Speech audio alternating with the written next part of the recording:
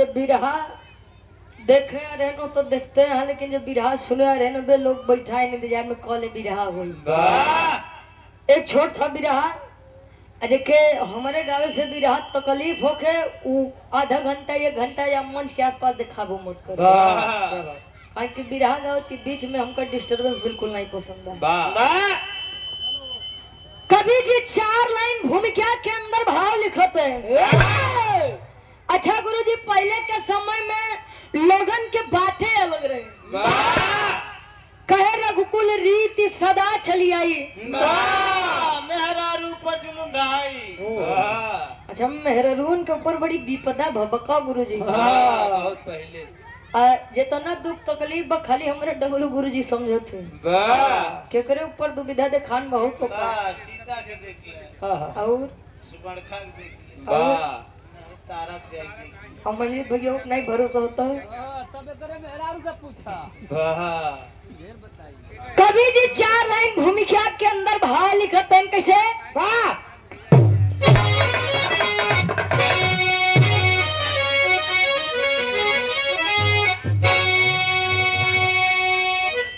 अरे चक्र सुदर्शन त्रिशूल वज विश्वकर्मा जी जिसको है खुद ही बनाए। अरे पुष्पक विमान की रचना किए तो रावण भी जिसको हवा में उड़ाए। कर्ण का कुंडल दधीची की हड्डी से बाबू दिव्यस्त्रों की देखो रचना रचाए।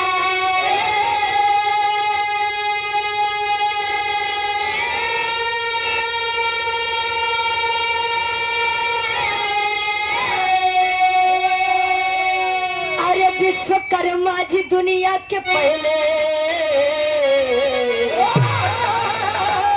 इंजीनियर है बात हमने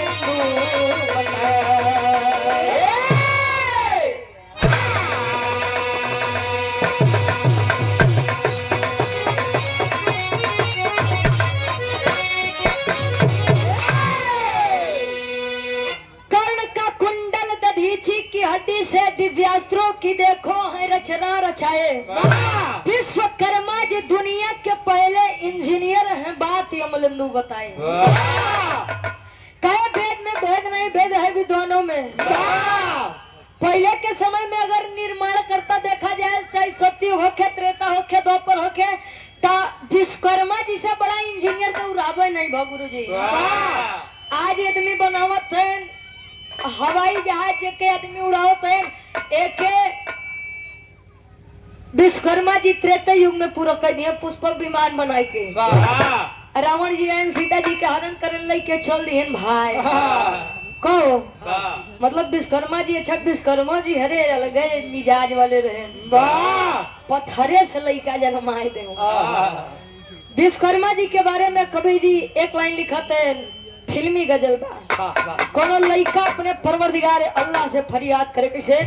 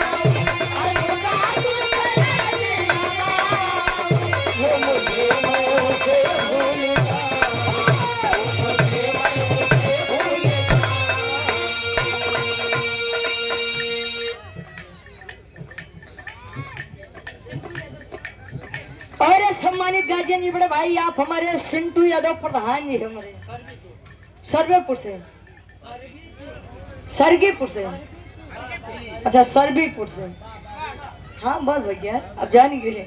ये हमारे गार्जियन जी प्रधान जी के द्वारा ये ढेर सारा मां पुरस्कार देकर सम्मान किया गया, बहुत बहुत धन्यवाद। आशीर्वाद के चारे के बच्चे अपनी कला में कामयाब रहे। और अपना म्यूजिक प्रयागराज सीताराम बिरहा म्यूजिक राधा म्यूजिक क्लब के डायरेक्टर साहब सम्मानित गार्जियन जी हमारे महेंद्र यादव दादा गोहानी प्रयागराज की ऐतिहासिक सजने में शेष भाव का सम्मान 200 रुपया, बहुत बहुत धन्यवाद। आशीर्वाद के चारे 40 मिनट 45 मिनट मुंबई के धैदा गवाई फिर चला देखा कहे न करूं याद ना याद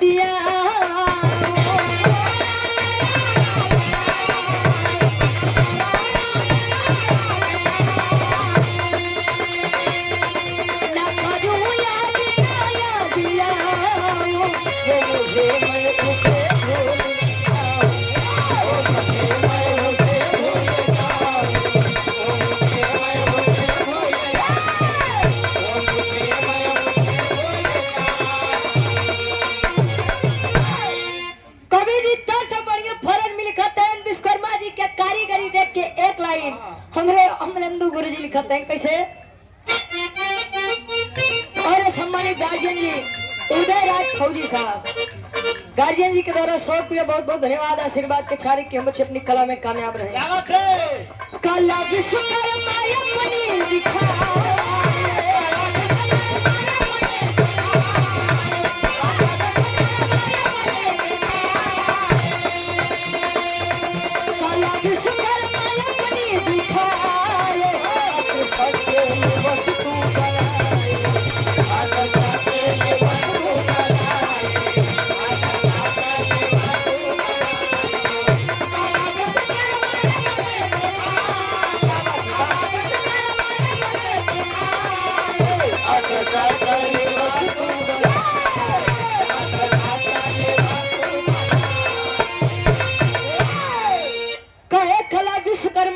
दिखाए अस्त्र शस्त्र ले वस्तु बनाए।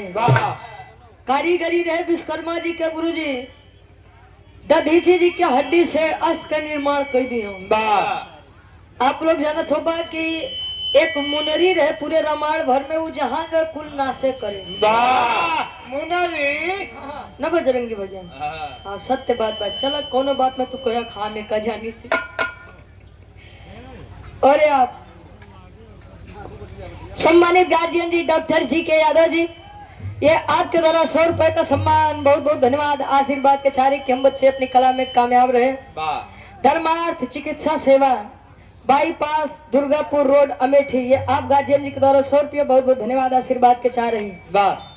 अच्छा एक बात है बजरंगी भैया, पहले के समय में एक राजा कई रानी रखो रानी इतनी समझदार हो कि कितनो बेचारी अंदर से जला लेकिन बाहर नहीं व्यक्त कर पावन।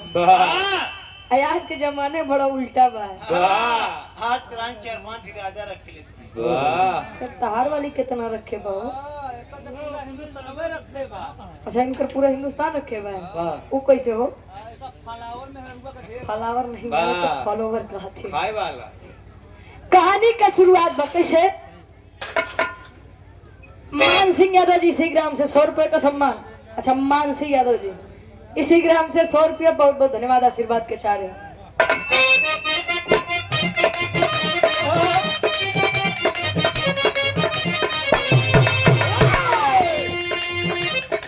समय था ऐसा सजा इंद्र के दरबार रहे, समय था ऐसा सजा इंद्र के दरबार रहे, घृता छीका सबके मन में वार करे।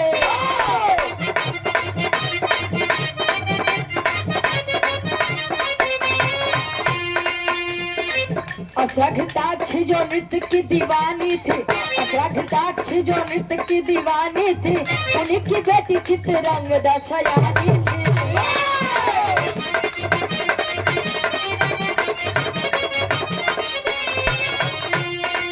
लोगों की भीड़ में जब दोनों सजा करती थी, लोगों की भीड़ में जब दोनों सजा करती थी, बस यही बात विश्वकर्मा बुरी लगती थी।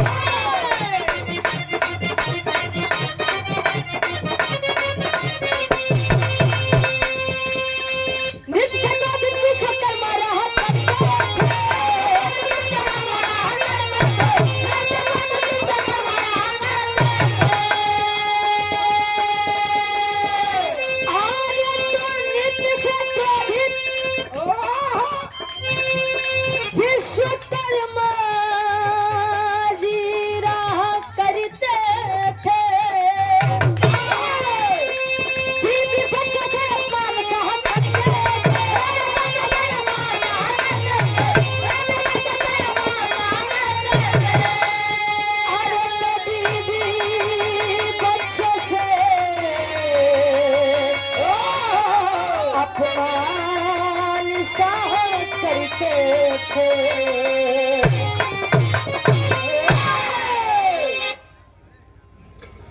प्रिंस यादव जी अग्रसर अमेठी के ऐतिहासिक सरजमी से आपके द्वारा 100 रुपया बहुत बहुत धन्यवाद। आशीर्वाद के चारे की हम बच्चे अपनी कला में कामयाब रहे।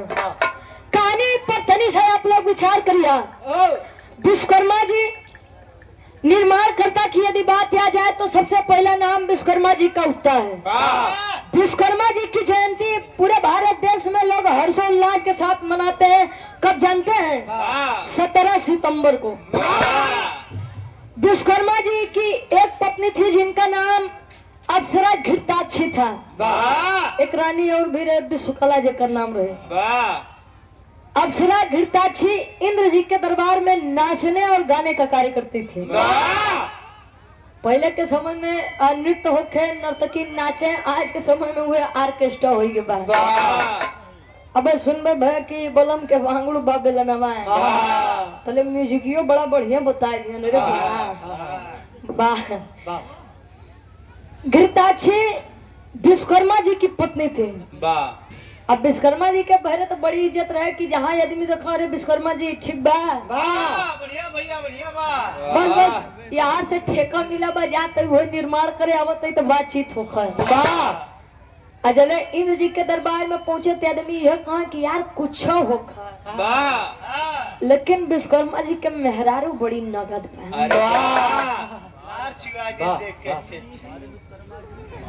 भैया एक तनी सब तिरछा कह दे बजरंगी भैया तरफ कह दे। अरे नहीं बजरंगी भैया दिखाते नहीं हम मने दिखाते नहीं का मतलब नहीं करे बंद कर देखे।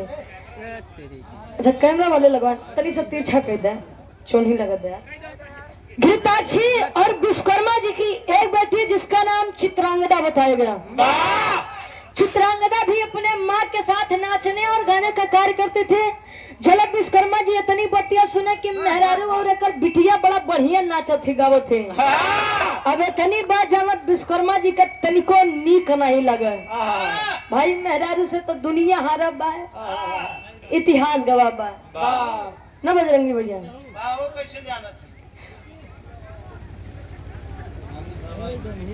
अखिलेश यादव जी सोनारी की 5 सरजमी से आप बड़े भाई के द्वारा 51 रुपया बहुत बहुत धन्यवाद। और आप सम्मानित पूज्य बाबू जी श्री राम जतन यादव जी दूल्हे बादशाह जी क्या पूजनीय बाबा जी यानी दादाजी के द्वारा ये 101 रुपए का सम्मान बहुत बहुत धन्यवाद आशीर्वाद के चाह रहे हैं।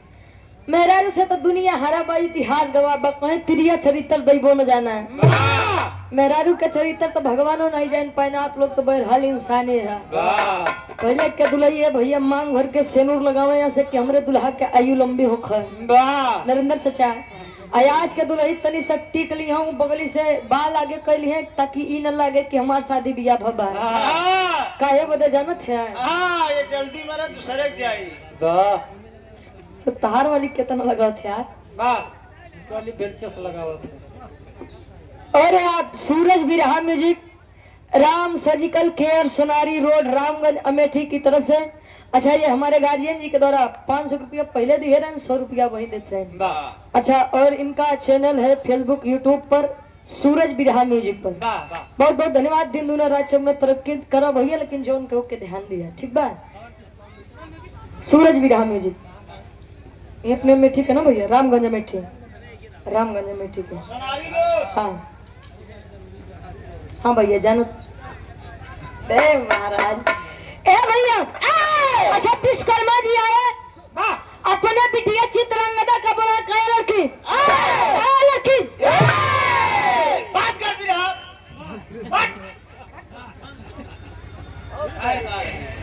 महाराज विश्वकर्मा जी के बिटिया चित्रांगदा की बात होते रहे ना तो हमारे बाबू के नाम विश्वकर्मा बना तो हमारा नाम चित्रांगदा बा। हर तो का बता दे नाचे और गावे में बड़ा अंतर होता ठीक बा।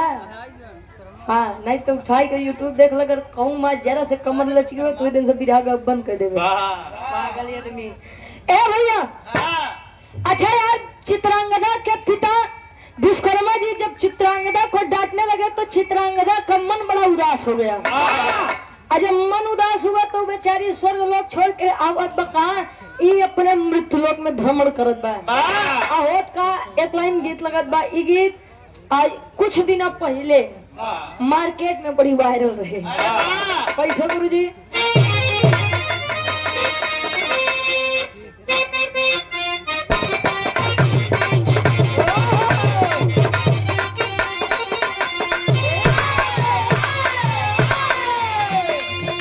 बुढ़ावा अपने दुल्हैया के मनावन करत बा। कैसे?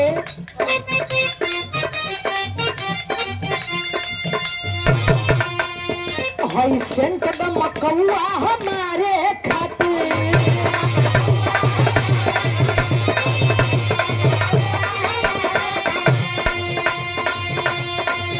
सपमान बाबे तोहरे सिंगारे खातिर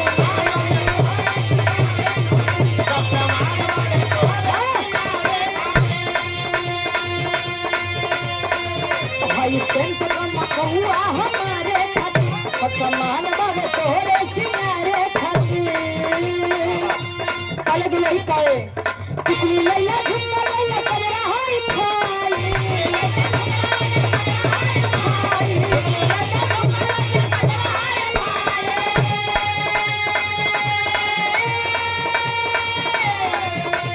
टिकली लैला झुमका लैला कजरा हाय खाई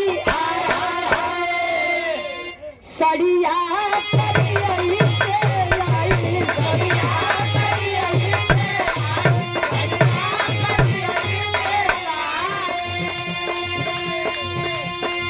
विश्वकर्मा जी की बात सुनकर के चित्रांगदा चली है। कैसे? होके गुस्सा में कन्या वहां से चली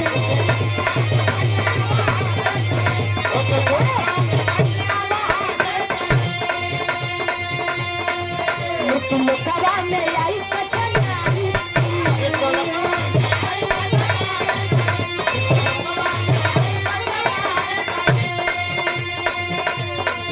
होके गुस्सा में कन्या वहां से चली मुकवा में आई कचनारी पली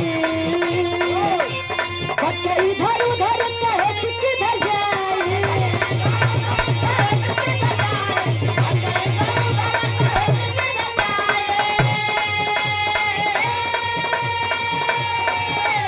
होके इधर उधर कहे कि किधर जाई अरे राजा सूरत के पास आई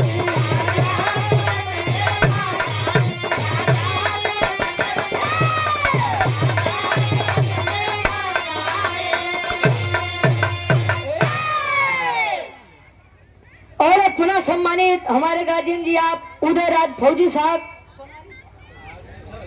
अच्छा, अग्रेसर से हमारे घर मलिकार साहब आपके द्वारा 100 रुपया बहुत बहुत धन्यवाद। आशीर्वाद के चारे के बच्चे अपनी कला में कामयाब रहे। हाँ चले यही के बाद बिरहा हो जाए ताकि बाबू हरे न गुस्साए, नहीं तो ये हो कि पता नहीं के कर बिरहा बोलाई लिए रहे चंदून तज में बड़ा बदनाम है। ई बार एक खिगा दे ओकर बाद सुनक तबे जाबे। अच्छा यार, विश्वकर्मा जी की बात सुन करके चित्रांगदा मृत्युलोक पर आई और मृत्युलोक में एक राजा जिनका नाम राजा सूरत बताया गया। SURAT सूरत समझ ले भाई, नहीं तेरे कुछ समझ ले जाए। सूरत गुजरात वाला ना यार नाम होता राजा सूरत से टकराव हुआ। अगुरु जी जब आंख से आंख लड़ी तो दोनों फूट गई। आंख लड़े से आप फूटत हो। दादा राम कैलाश यादव जी कहा करते थे तेरी मेरी आंख लड़ी लोगों ने बदनाम किया, कहा दुनिया के बक्कई दे राजा हम तू अपन काम किया क्यों क्यों कहे ला उमरिया के दोस्त बा, कही के गए सूरदासी सब नजरिए के दोस्त बा। अच्छा, राजा सूरत और चित्रांगदा में प्रेम हुआ। दोनों ने कसमें खाई कि जिएंगे सनम तेरे लिए और मरेंगे सनम तेरे लिए। यार विश्वकर्मा जी परेशान, सोचते हैं बिटिया अब जवान होगी बा, सयान होगी बा, अब शादी के योग भी हो गई है। तो पहले के समय में वह खाली एक चीज रहे, स्वयंवर वाली दुविधा। अच्छा, स्वयंवर रखा गया। चित्रांगदा यहाँ से वचन देकर गई कि मैं अपने पिताजी को यहाँ पर लेकर के आऊंगी। चली है, स्वयंवर रखा है। चित्रांगदा पूछत बा पिताजी ए बाबू काम किया इतना आदमी काहे बदया है बाबू? कहा स्वयंवर में बिटिया है स्वयंवर हमार और रही का तोरे माई के कहे कि स्वयंवर वो भी मेरे लिए किसने कहा? अरे आप होते कौन है? तेरा बाप। ए बाप रे, इतनी बतिया सुनते मारे विश्वकर्मा जी का भाई ईगो टच हो गया, हट हो गया। स्वाभिमान पे बात तक कहे काल के बेटी ने तोरी माई ये हमका कही कि तू क्या होता हमारे बियाह गवन करे वाला? ये भैया पहले के जमाना इतना खराब रहा कि आदमी बिना देखे बियाह कह दे।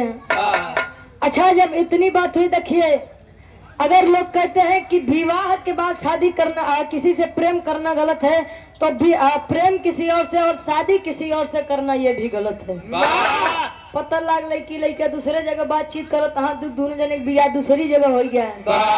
आदत नहीं छूट, दुल्ही पता लग दुल्हा के नीला ड्रम में भरत बा और लड़का लड़की के फ्रिजी में डालत बा।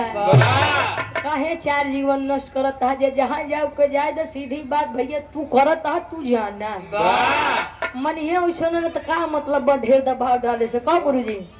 अच्छा, इतनी बात सुने हैं विश्वकर्मा जी, तब विश्वकर्मा जी पहले के आदमी घुसियाए तो कमंडल से जल निकाले, जल निकलते मन तुरंत श्राद्ध सुनाई दे। श्राद्ध सुनावे कैसे? टेरी के भाव लगत बा।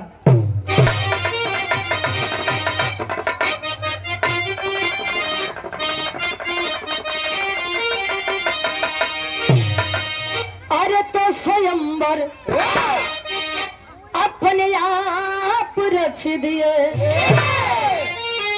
ए बाबू स्वयंवर अपने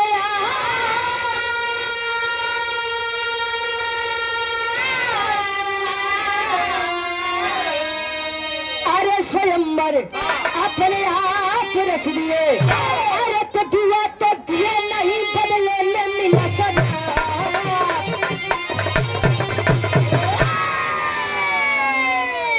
कहे दुआ तो दिए नहीं, बदले में मिला श्राप। स्वयंवर अपने आप रच दिए।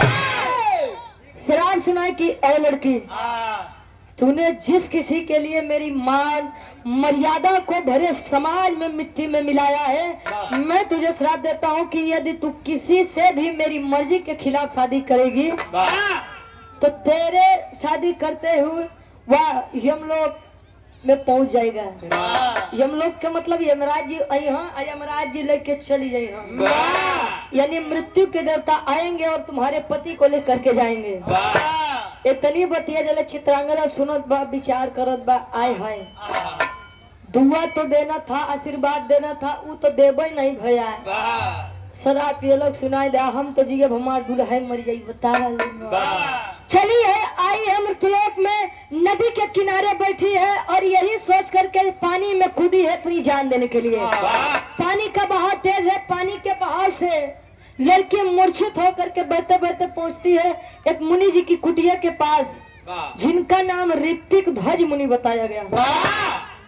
मुनि जी देखे, शिष्यों को आदेश दिए कि बेटा देखो कौन है। लड़की कौन है? तू नहीं जानता हो? कहे देखिए कौन है, और इतनी कम उम्र में इतना बड़ा फैसला। गए लेकर आए थले लड़किया बतावत बा।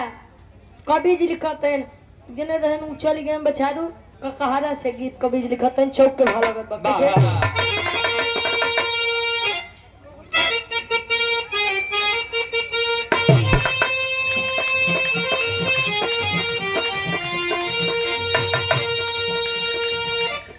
से मुनि सजा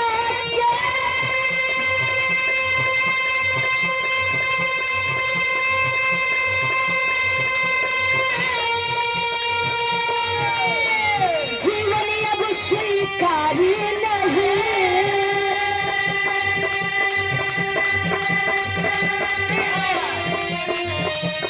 खुद की मर्जी से शादी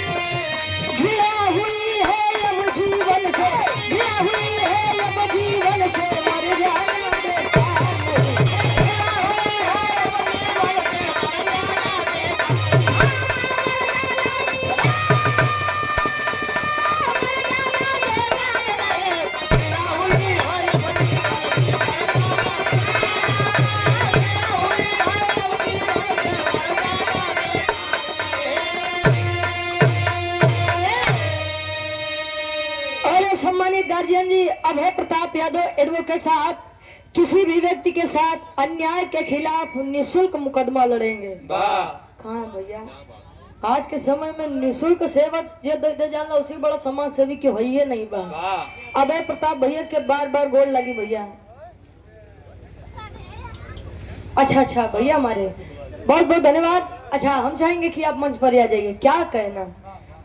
और सम्मानित गार्जियन जी, Vinay Yadav ji estate bank of India के मैनेजर साहब, इलाहाबाद के रहने वाले। अच्छा, इलाहाबाद में कार्यरत हो कब?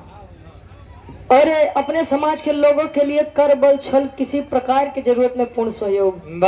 क्या बात है, कर बल छल सब लगाए दिए हैं। बहुत बहुत धन्यवाद। ये गार्जियन जी के द्वारा ढेर सारा हमारा पुरस्कार। खाना के व्यवस्था होगी बा, लेकिन जाए हम भाई के हूँ। हाँ, खाली हमारे भी आप 15 से 20 मिनट के बचा बा। जितना इतना देर आप लोग बैठे रहे, 15 से 20 मिनट बैठ जाए। कह देवेंद्र भैया अरे जेके खाए तो लड़के उनके उनके खियो बा कीमत जाए भाई, नहीं तो हमारा बिरहा कुल्लास हो जाए। और 100 रुपए का सम्मान अजय यादव सिपाही साहब, 100 रुपया। बहुत बहुत धन्यवाद। कटारी रघुरामपुर की ऐतिहासिक सरजमी से। और आप दूल्हे बादशाह जी की आप बहने हैं कंचन यादव जी, प्रियंका यादव जी, दीप ज्योति यादव जी और रोली यादव जी। ये सभी बहनों के द्वारा 100 रुपए का सम्मान। बहुत बहुत धन्यवाद। आशीर्वाद के चारे जब 500 रुपए का सम्मान। बहुत बहुत धन्यवाद। कहे गणपति के पास में जाकर करती मैं श्रृंगार नहीं, और घृणा हुई है अब जीवन से मर जाना बेकार नहीं। साहब, मैं विश्वकर्मा जी की बेटी चित्रांगदा हूँ। मुझे मृत्यु लोक के एक राजा सूरज से प्रेम हुआ, विवाह करना चाहती थी, और यही बात मैंने अपने पिता विश्वकर्मा जी को बताया। विश्वकर्मा जी ने मुझे श्राप सुना दिया कि अगर मैं उनके मर्जी के खिलाफ किसी से भी विवाह करूंगी तो मेरा प्रति मृत्यु को प्राप्त हो जाएगा। इतनी बतिया जब सुनन तो ऋतिक ध्वज मुनि कहा परेशान मत हो, मैं बात करूंगा। आए हैं विश्वकर्मा जी अपनी बेटी की तलाश में।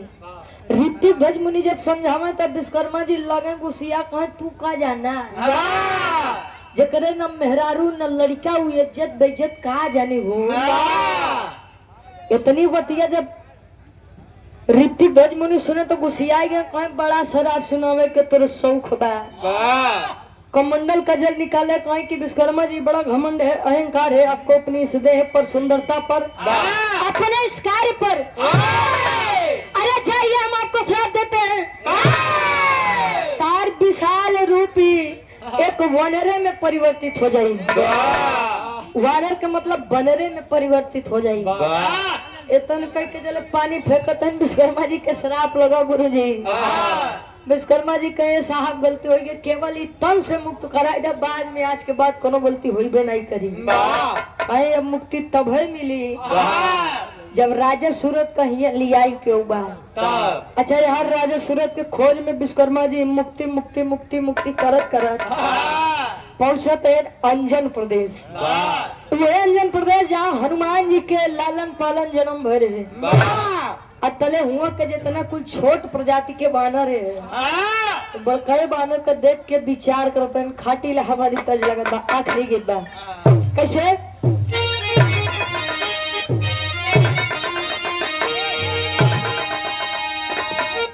आए हाय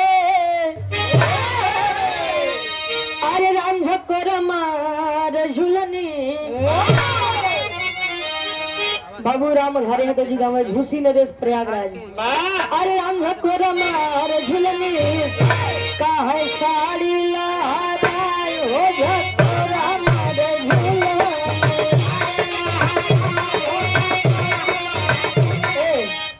हैदर अली गुरु जी एक गीत निकाले रहे रतौंदिया जीजा। ओमा गाँव कैसे? अरे राम घुसखोरी का बरधा गा सार बरधा।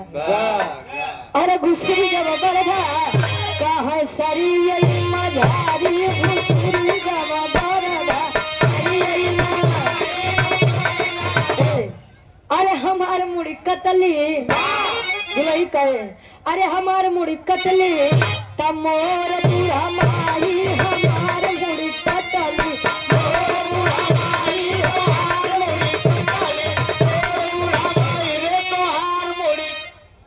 हमार मुड़ी कटली हमार बूढ़ा मायू दुलही कहे महाराज। तोर मुड़ी कटनी तो तू अपन बतावे लागत है बेचारू का। और पुनः सम्मानित हमारे गार्जियन जी घर मलिकार साहब श्री उदय राज फौजी साहब, ये आपके द्वारा 100 रुपया बहुत बहुत धन्यवाद। कभी जी फिर से बढ़िया फरज में लिखते हैं कुल बानर भालू विचार करते हैं रंजन प्रदेश के कैसे।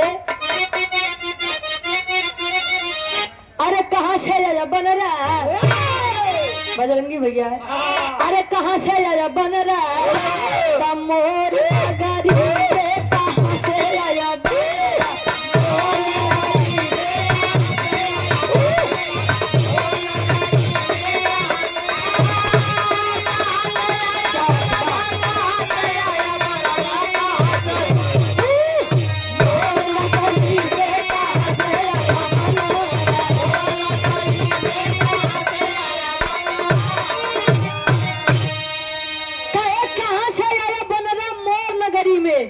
जितना भालू बना रहा कुल विचार करे ये हो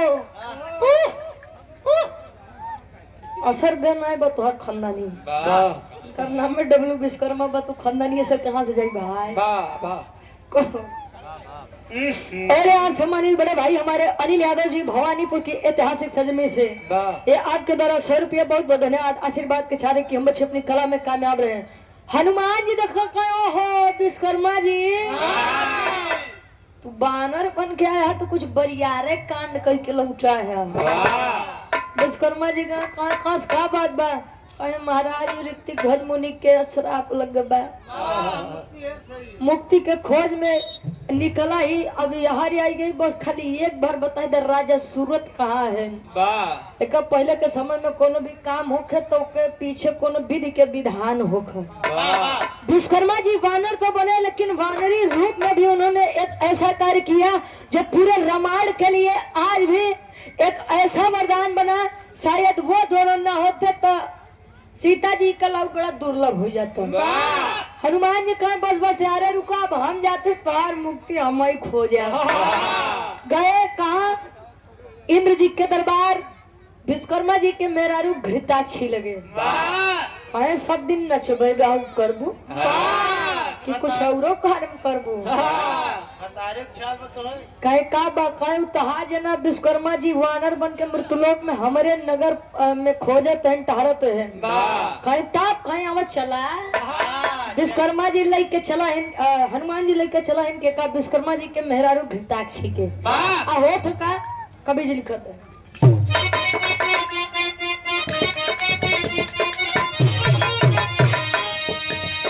गए हनुमान कभी पक्ष को ले आए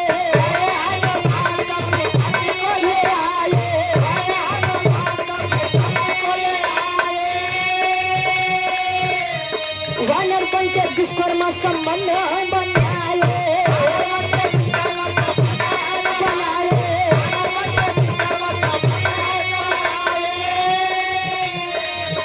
अरे दुई का पैदा भइले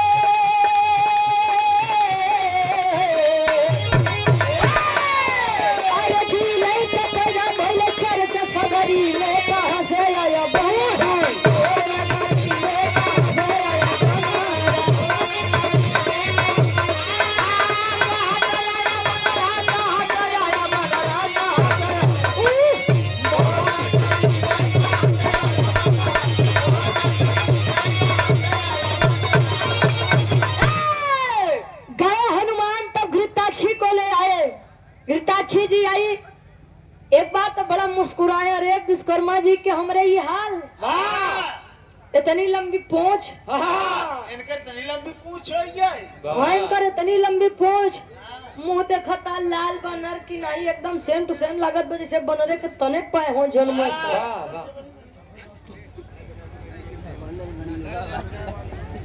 हाँ आप जाए वाली भैया समझत थे और आप सम्मानित पूज्य गार्जियन जी अभय राज फौजी साहब हमारे गार्जियन जी दूल्हे बादशाह जी क्या पूजनीय चाचा जी 100 रुपया बहुत बहुत धन्यवाद आशीर्वाद के चारे के बच्चे अपनी कला में कामयाब रहे।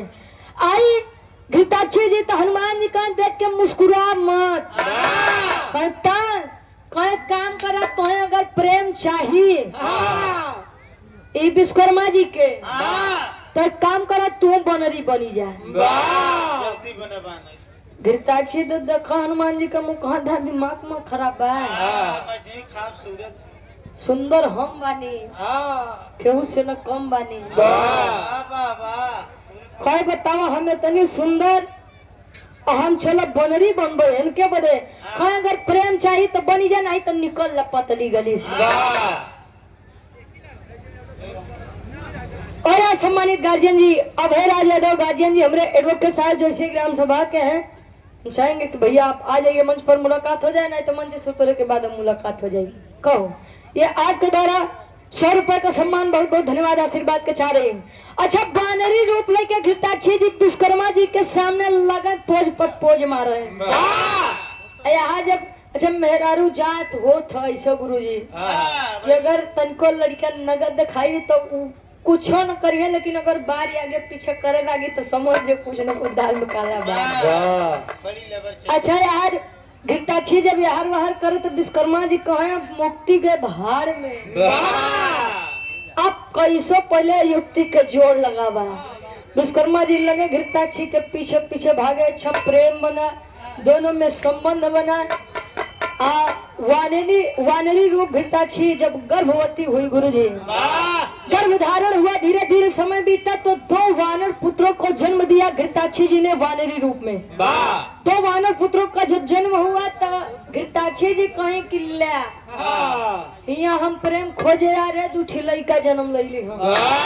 अब हम जाते ही इंद्र देवता बुलावत है ना, विश्वकर्मा जी अपन मुक्ति है लड़का खोजे को वो जाने, उनका काम जाने। चलिए घृताक्षी। अच्छा फिर से ध्यान जब टूटा, कहे अरे विश्वकर्मा तो है मुक्ति है रे ग्रहण यार, तो तू कहाँ अपने जुगती के पीछे लग गया। तो वो 2 वानर पुत्र छोड़ कर चल रहे मुक्ति मुक्ति करत। कहा फिर से ऋतिक ध्वज मुनि के पास। ऋतिक ध्वज मुनि से कहे कि मुनीष जी आप राजा सूरत को बुलाइए, मैं अपनी स्व इच्छा से दोनों का विवाह करवाऊंगा। करवाओ तो कैसे पापट के भाव लगत बा। और आप फौजी भाइयों की तरफ से दुल्हिनपुर से और 100 रुपए का सम्मान, गार्जियन जी बहुत बहुत धन्यवाद, आशीर्वाद के चाह रहे हैं। अरे प्रधान जी के मौसिया जी, अरे क्या कहना, उसे दोनों जने लगते हो बहुत बहुत धन्यवाद, आशीर्वाद के चाह रहे कि बच्चे अपनी कला में कामयाब रहे। पापट के भाव लगत बा। कवि जी लिखते हैं आज विश्वकर्मा जी वानर रूप में अपनी बेटी चित्रांगदा और राजा सूरत का विवाह कराते हैं। कैसे?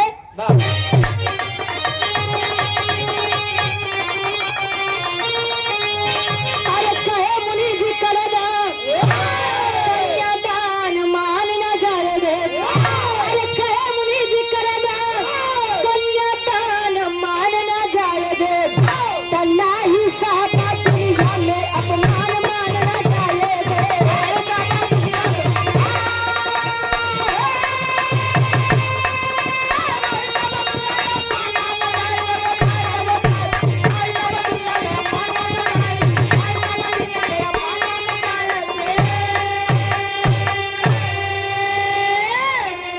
अरे बात सुनकर विश्वकर्मा जी हाथ को बढ़ाए हैं, चित्रांगदा के हाथ राजा सूरत को थमाए हो। अरे कहे खुशी रहा दुनिया, संतान मान न जाए दे।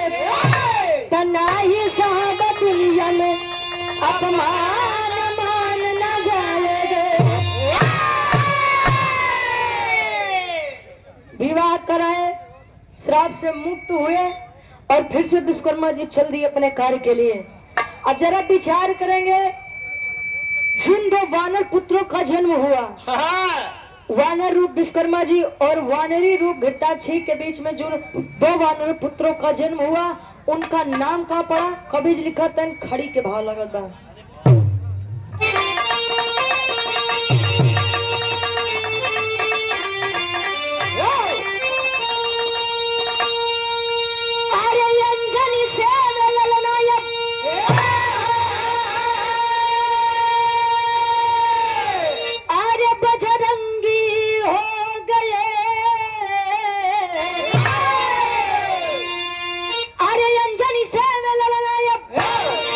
बजरंगी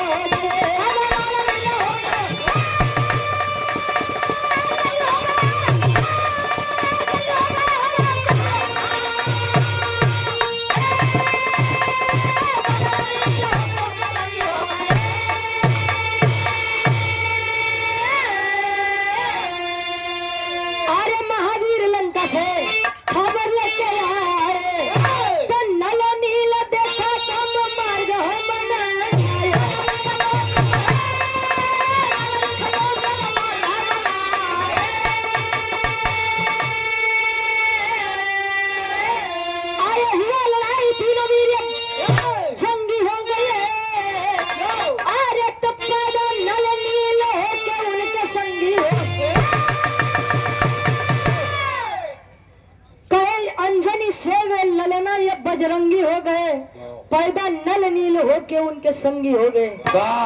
अंजनी के पुत्र थे बजरंगी जी, हनुमान जी। और जब दोनों माता पिता छोड़कर उन दो वानर पुत्रों को चल दिए, उनका नाम का पड़ा नल और नील। जो भी गार्जियन जी उसे तो रामायण महाभारत के बारे में बच्चा बच्चा जानकार है। राम सेतु में अगर सबसे बड़ा हाथ किसी का था, सबसे बड़ा सहयोग किसी का था, तो वो केवल और केवल नल और नील का था। अच्छा, कभी कभी होता है गुरुजी कि हमारे लिए श्राप भी वरदान बन जाता है। बजरंगी भैया, कभी कभी श्राप भी वरदान बन जाता है। नल नील को बचपन में ही उनके शरारती स्वभाव के कारण श्राप मिला था कि आप लोग कोई भी भारी से भारी पत्थर यदि पानी में फेंकेंगे तो वह डूबेगा। यह श्राप राम सेतु खातिर वरदान बन गया। कहो नल नील जी कई श्राप नहीं मिलत तो राम सेतु बनत कैसे? और सबसे बड़ी बात, जब राजा दशरथ जी ने बाण चलाया था, श्रवण कुमार के माता पिता की मृत्यु हुई थी, तो उन्होंने भी श्राप सुनाया था कि जैसे मैं पुत्र वियोग में मर रहा हूँ वैसे आप भी पुत्र वियोग में मरेंगे। राजा दशरथ बड़ा प्रसन्न भय, मेरे कोनो लड़का नहीं बटन तो हमारे पुत्र वियोग आई कहाँ से? कहो गुरु जी। और वह श्राप वरदान बन गयो, एक नहीं चार लड़का जन्म ले लिया। तो ये बड़े कहा थे कि आदमी अगर सच में दिल से अगर बदुआ देगा तो लागी जरूर, चाहे आज चाहे 4 दिन आगे, चाहे यह पीढ़ी में चाहे 4 दिन आगे पीढ़ी में, लेकिन लागी जरूर। तो आखिरी में खानदान के परिचय बा। आओ गुरु जी। गुरु बिहारी गुरु रामलाल गुतारी, स्वर्ग से चमका कभी, अरे बच्चन जी बने पुजारी हो।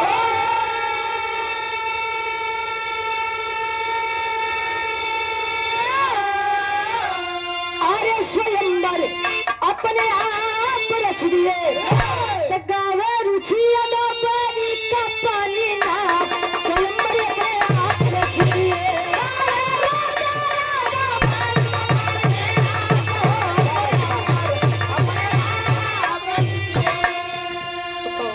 फौजी साहब के एक लाइन फरमाइश बा, बलम के बांगुल बा बेलनवा।